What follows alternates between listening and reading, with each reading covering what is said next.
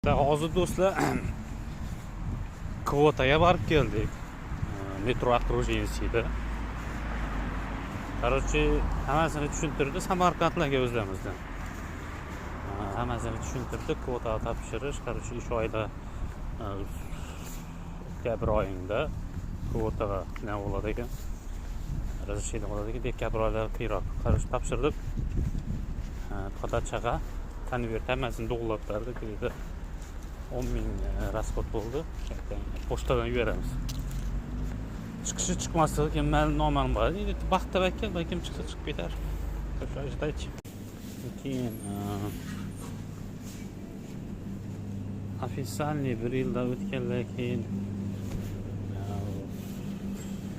bitta жительство topshirsa bo'ladi degan gap so'z yurdi, lekin bitta жительствоga atangiz, enangiz, radnoylarınız bo'lsa, liba sayz vaqtında 90-yilda elden yashab o'tib ketgan enangiz bo'lsa, topshirsa bo'lar ekan. Atak boshlab kvotaga aeroport topshirish kerak. Kvota 1 oyda endi chiqadi. 1 oyda chiqadi, keyin bitna topshirsa bo'ladi, keyin aeroport topshirsa bo'lar ekan. Ana shuni ichki gap bilasizlar aytsam.